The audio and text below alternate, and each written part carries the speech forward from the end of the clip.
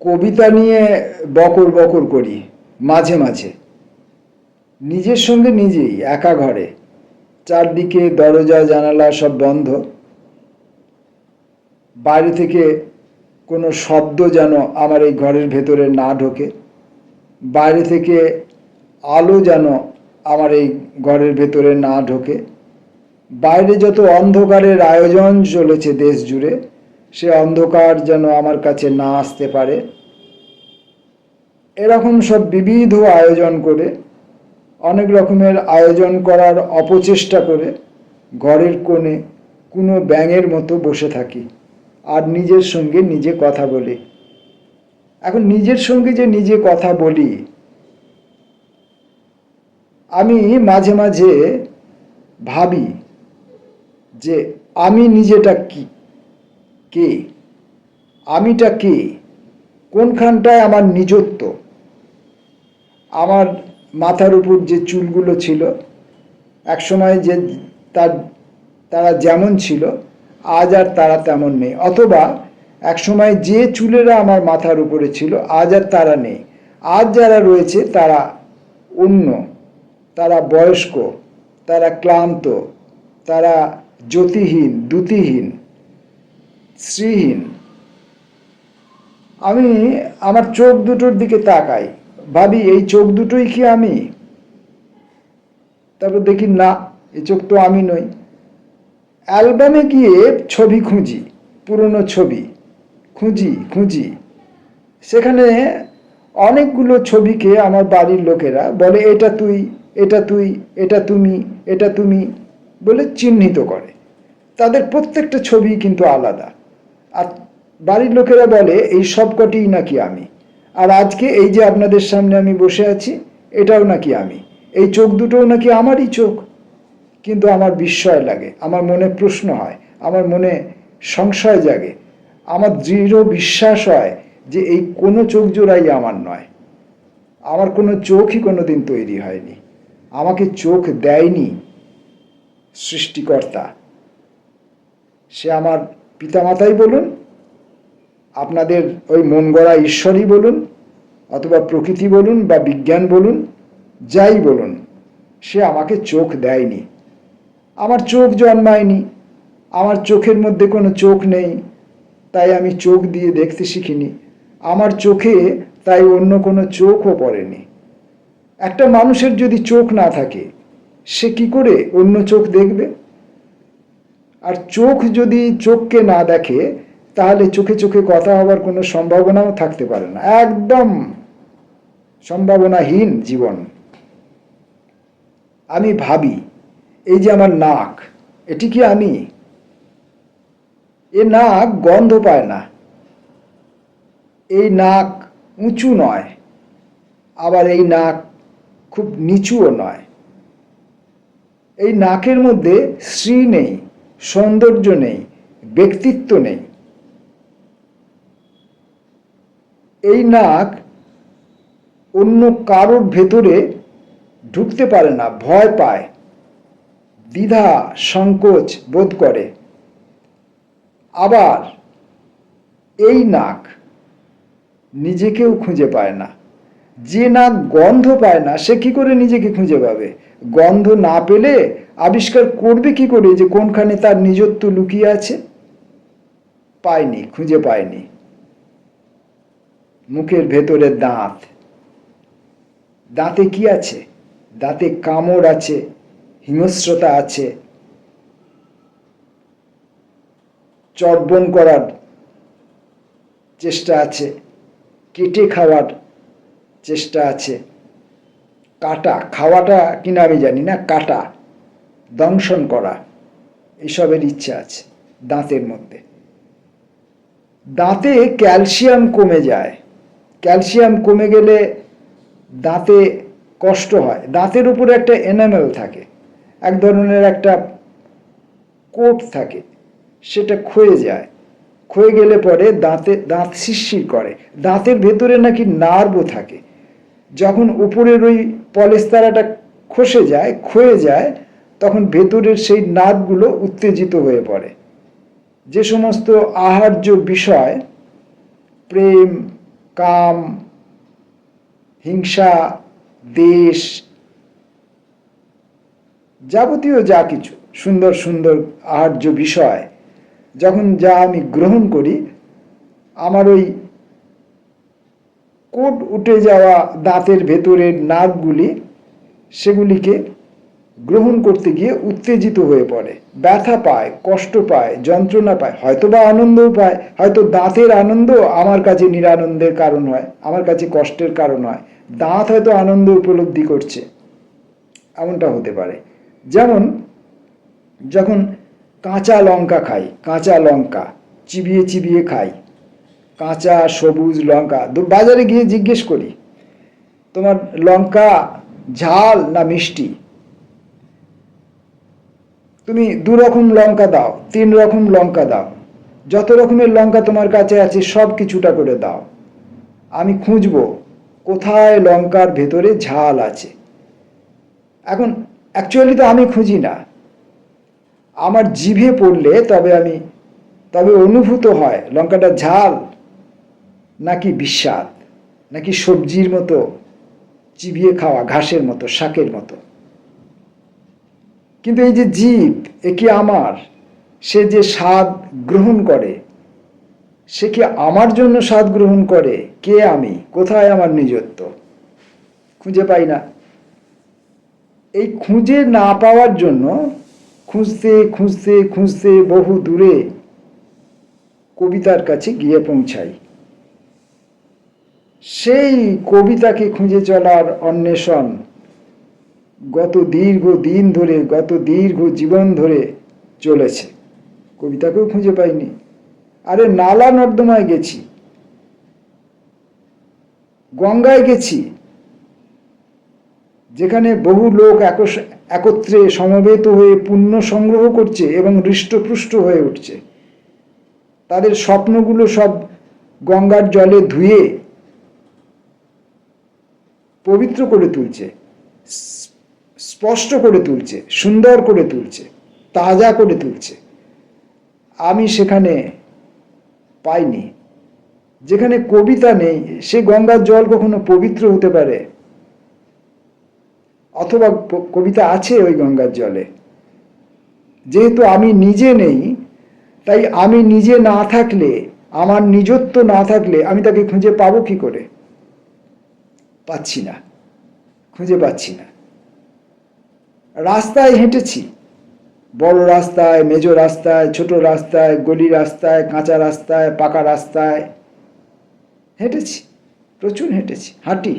এখন ইদানিং হাঁটতে পারি না, পায়ে ব্যথা করে, পায়ে ব্যথা করে। রাস্তায় খুঁজে পাইনি কবিতাকে, কবিতাকে খুঁজে পাইনি। হয়তো আমার পাশ দিয়ে হেঁটে চলে গেছে, স্কুটি বা মোটর বাইকে চলে গেছে, হয়তো কোনো 4 চাকার গাড়িতে যেতে যেতে জানলা দিয়ে তাকিয়ে দেখেছে।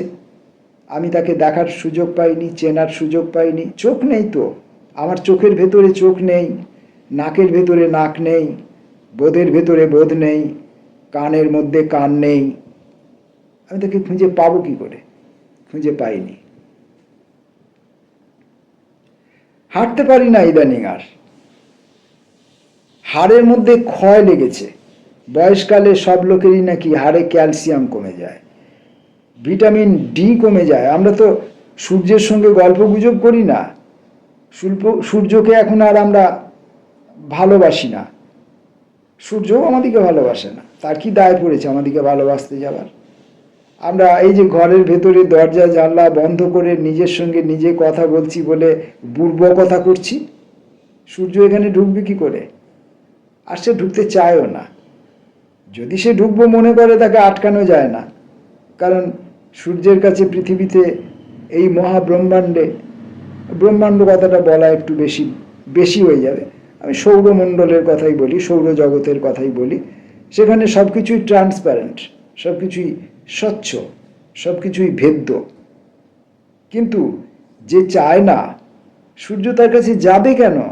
সে তাকে ভেদ্য করতে চাইবে কেন? সূর্যের কি অভিমান নেই? সূর্যের কি আত্ম অহংকার নেই? সব আছে সূর্যের, সূর্যের সব আছে। সূর্যের কি সূর্যত্ব আছে? আমার যেমন নিজের নিজত্ব নেই, সূর্যের কি নিজের নিজত্ব আছে কে জানে। কোনোদিন দেখা হলে জিজ্ঞেস করব, জানতে চাইব, জানতে চাইলেই যে সে বলবে তারও কোনো মানে নেই। আমি বনে জঙ্গলে গেছি, খুব কম গেছি, অল্প গেছি। আমার বন্ধু বান্ধবদের সঙ্গে, অশোক তরুর সঙ্গে গেছি, বিকাশ সরকারের সঙ্গে গেছি, মণিশঙ্করের সঙ্গে গেছি, জঙ্গলের মধ্যে গেছি, অনেক জঙ্গলের মধ্যে গেছি, আরও জঙ্গলের মধ্যে গেছি। কিন্তু মজার বিষয় কি জানেন, জঙ্গল আমার মধ্যে ঢোকেনি। জঙ্গল আমার মধ্যে ঢোকেনি তার শ্রী, সৌন্দর্য, রূপ, স্বাস্থ্য, গভীরতা, গহনতা, তার গল্প, তার কাহিনী, তার স্বপ্ন, তার ভয়, তার শিহরণ, কাঁটা জেগে ওঠা শিহরণ, সেসব কিছু নিয়েই জঙ্গল আমার মধ্যে ঢোকেনি। আরে আমার মধ্যে তো আমিই নেই, সে ঢুকবে কোনখানে? যে লোকটার নিজের নিজত্ব নেই, জঙ্গল সেখানে ঢুকবে কি করে? সেখানে সে মাটি পাবে না, আর সেখানে মাটি না পেলে সেখানে জঙ্গল গজাবে কি করে? নেই, জঙ্গল নেই, রাস্তা নেই, সূর্য নেই, কবিতাও নেই। কবিতা নিয়ে বকর বকর করে চলেছি, কিন্তু এই বকর বকরের মধ্যেও কোথাও কবিতা নেই। আসলে কি জানেন, আসলে কবিই নেই। সমস্ত কবি মঞ্চে চলে গেছে, সমস্ত কবি মঞ্চে চলে গেছে, আর সে তার ঘনিষ্ঠ জনদেরকে, আবার বলা যায় না পয়সা লাগিয়েও হতে পারে। আগেকার দিনে যেমন, এখনো কি হয় না, এখনো হয়তো হয়, পয়সা দিয়ে সাক্ষী কিনতে পাওয়া যায়, তেমনি পয়সা দিয়ে হয়তো লোক ঠিক করে রেখে গেছে, আমি যখন কবিতা পড়ব তখন আমার ছবিটা তুলবে, আমার কবিতার ছবি তুলবে না, তোলা যায় না, কবিতার ছবি তোলা যায় না, আমার কবিতা তুলবে, আমার ছবি তুলবে, আমার ছবি তুলবে, আমার ছবি তুলবে। কবি মঞ্চে চলে গেছে, কবির ছবি বেরিয়ে আসছে, কবিতা নাই, কবিতা নাই নাই নাই। কবিতা কি ছিল কোনো দিন? যারা এত সব নামি দামি বিখ্যাত সব কবি, আমাদের বাংলা সাহিত্য, আমি তো গোটা পৃথিবীর সাহিত্য পড়িনি, বাংলা সাহিত্যই পড়া হয়নি, এই গলি ঘুঁজি দু একটা অলিতে গলিতে পথশ্রান্ত বিভ্রান্ত হয়ে ঘোরাঘুরি করেছি মাত্র। পৃথিবীর বিশ্ব সাহিত্যে এত রকমের ভাষায় কত রকমের কবিতা আছে, আমি জানবো কি করে? আমি তো লেখাপড়া না জানা লোক, আমার পক্ষে কি কবিতাকে চেনা, জানা, খোঁজা সম্ভব? সম্ভব নয় তো। এই অসম্ভবের চেষ্টায় মত্ত থেকে থেকে জীবন শেষ করে ফেলেছি। কতটা জীবন আমার হাতে ছিল আমি জানি না, আর এখনো আর কতটা জীবন বাকি আছে সেটাও জানি না।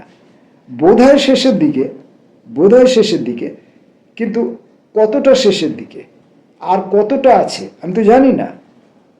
তাই কবিতাকে খুঁজছি, উল্টো দিকে কবিতা কিন্তু আমাকে খুঁজছে না, সে কিন্তু অন্য লোকের কাছে চলে গেছে, অন্য কবিদের কাছে চলে গেছে। ওই মঞ্চে যারা আছে তাদের কাছে কি গেছে কবিতা?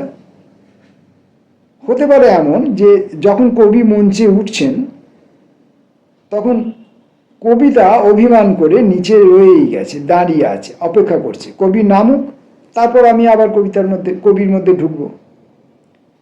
কবি মঞ্চে উঠে গেছেন, ভালো আসন দখল করে বসেছেন, ফুলের স্তবক নিচ্ছেন, গলায় উত্তরীয় নিচ্ছেন, হাতে স্মারক নিচ্ছেন, ফটাফট খাচাখাচ ছবি উঠছে, কবি ভালো ভালো শব্দ বেছে বেছে বলছেন, দর্শক আসন থেকে প্রচুর হাততালি উঠছে, কেউ বলছে আহা আহা বাহা বাহা, কি সুন্দর কি সুন্দর, ওইখানটা আরেকবার। কবিতা তখন অভিমানে মঞ্চের নিচে অন্ধকারে আড়ালে একটা জায়গায় চুপ করে দাঁড়িয়ে আছে। কবি নামলে সে তার কবির ভেতরে ঢুকবে। এই রকম করে কবিতাকে নিয়ে বকর বকর করতে থাকা আমি কয়েকটি লোককে আমি জীবনে দেখেছি। আমার মনে হয় তারাই বোধহয় কবি, এবং তারাই বোধহয় কবিতার সঙ্গে বকর বকর করতে পারে। আমি কবিতার সঙ্গে বকর বকর করার চেষ্টা করলে কি হবে? আমি তো কবি নই। আমি দেখেছি একটা ম্যাথরকে, সে নালা নর্দমা পরিষ্কার করে আর কথা বলে। আমি দেখেছি একটি ভিখিরিকে দূর গ্রাম থেকে পায়ে হেঁটে হেঁটে হেঁটে হেঁটে হেঁটে হেঁটে আসে, বাড়ি বাড়ি ঘোরে, চায় না কিছু, শুধু দরজার কাছে যায়, কিছুক্ষণ দাঁড়ায়, তাকিয়ে থাকে, আবার চলে যায়, আবার পরের বাড়িতে যায়, তারপর তার পরের বাড়িতে যায়, তারপরে তার পরের বাড়িতে যায়, চায় না কিছু। যদি কেউ কিছু দেয়, নিলে, ঝোলায় রাখলে, সেটা তার কাজে লাগবে কিনা তাকিয়েও দেখলে না, সেটাই সে চাইতে এসেছিল কিনা সেটাও দেখলে না। এমনও তর ভিখিরি দেখেছি। আমার মনে হয় ও কবিতাকে চেনে, আর কবিতাও ওই ভিখিরিটিকে চেনে। কবিতার সঙ্গে ওই ভিখিরিটির একটা খুব গভীর সম্পর্ক আছে, একটা প্রেমের সম্পর্ক আছে, ভালোবাসা আছে। কবিতা ওই ভিখিরির মধ্যে আছে, ভিখিরিটি কবিতার ভেতরে আছে। যেমন ওই মেথডটির কথা বলছিলাম, আছে, তার ভেতরে কবিতা আছে, কবিতার ভেতরে মেথডটি আছে। আমি এমনতর অনেক মানুষকে দেখেছি। একজন সবজিওয়ালাকে দেখেছি, বিরাট বড় সবজির বাজার, প্রচুর লোক টাটকা তাজা বিভিন্ন রকমের সবজি নিয়ে বড় বড় দোকানে বড় বড় পসরা সাজিয়ে বসেছে। একটা সবজিওয়ালাকে দেখেছি, সে একদম বাজারের শেষ প্রান্তে, যেখানে কোনো ক্রেতা যায় না, সেইখানে সে অল্প গুটিগত সবজি, তার সবজিগুলো হয়তো অনুজ্জ্বল, হয়তো শুকিয়ে গেছে, হয়তো বা পচনের দিকে, সে জানে এ সবজি তার কেউ কিনবে না, সে হয়তো বিক্রি করতে আসেওনি, সে সেইখানে বসে আছে। সেইখানে বসে আছে, আমার মনে হচ্ছে যেন সে ওইখানে বসে কবিতার সঙ্গে যাপন করছে, বা কবিতা ওইখানে বসে ওই সবজিওয়ালার সঙ্গে গপ্প করছে, এমনটা আমার মনে হয়। অথচ আমি খুঁজে পাই না। একটি ছেলে, স্কুলে পড়া একটি ছেলে, এখন তো এমন ছেলে ইদানিংকালে আর পাওয়া যায় না।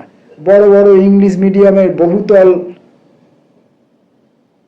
বাড়ির মধ্যে চারিদিকে ঘেরা, গেটে সিকিউরিটি আছে, কাউকে ঢুকতে দেবে না, কাউকে বেরোতে দেবে না, এমনকি আলো বাতাস তারাও ওই সিকিউরিটির অনুমতি ছাড়া ভেতরে ঢুকতে পারে না, বেরোতে পারে না। বৃষ্টি এসেছিল, সেবার ঝেঁপে বৃষ্টি এসেছিল, ওই স্কুলের ভেতরে পড়তে চেয়েছিল, সিকিউরিটি ঢুকতে দেয়নি। সেখানে আপনি ছেলে কোথায় পাবেন? সেখানে তো ছেলে নাই। কোনো এক কালে ছিল, ফাঁকা মাঠের মধ্যে দুটো তিনটে মাটির ঘর, তাদের চাল ফুটো হয়ে গেছে, বর্ষায় জল পড়ে, গ্রীষ্মের মধ্যে রোদ ঢোকে, শীতের মধ্যে ঠান্ডা হাওয়া ঢোকে। শীতকালে দুপুরবেলা মাঠের মধ্যে তাদেরকে নিয়ে বসে শিক্ষক শিক্ষিকারা পড়াশোনা করান।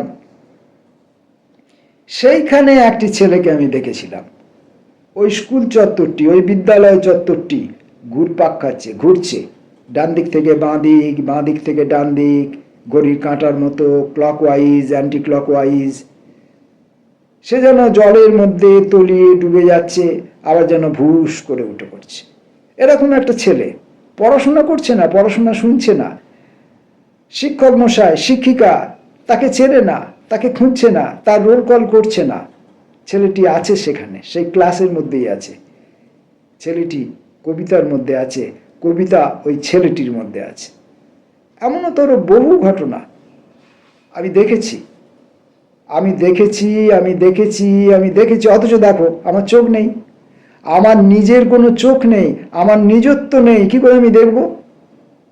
এ এক ঘোরতর সংশয়। এই সংশয় আমি কোনোদিন কাটিয়ে উঠতে পারবো কিনা জানি না। আমি কবিতাকে নিয়ে এই রকম বকর বকর করে যাব, আরো দীর্ঘদিন করব করব করব, আরো বহু দীর্ঘদিন করব। জানি আপনাদের শুনতে ভালো লাগে না, মনে হয় কী সব এলেবেলে কথা বলে যাচ্ছে। কই, এই কথাগুলো তো বড় বড় বইপত্রে নেই, কোনো বড় লেখক লিখে যাননি, কোনো দার্শনিকের উক্তির মধ্যে নেই, কোনো রাজনৈতিক ব্যক্তির তার রাজনীতিগত চেতনার মধ্যে নেই, মার্কসের মধ্যে নেই, এঙ্গেলসের মধ্যে নেই, গান্ধীর মধ্যে নেই, স্বামীজির মধ্যে নেই, গান্ধীজির মধ্যে নেই, নেতাজির মধ্যে নেই, রবীন্দ্রনাথের মধ্যে নেই। আরে বাবা, পাগলের পাগল, সেরা পাগল, দি গ্রেটেস্ট পাগল জীবনানন্দ বিনয় মজুমদারের মধ্যেও তো নেই। নেই। এই লোকটা যে কথাগুলো বলছে এগুলো বাজে কথা, একদম ডাহা বাজে কথা।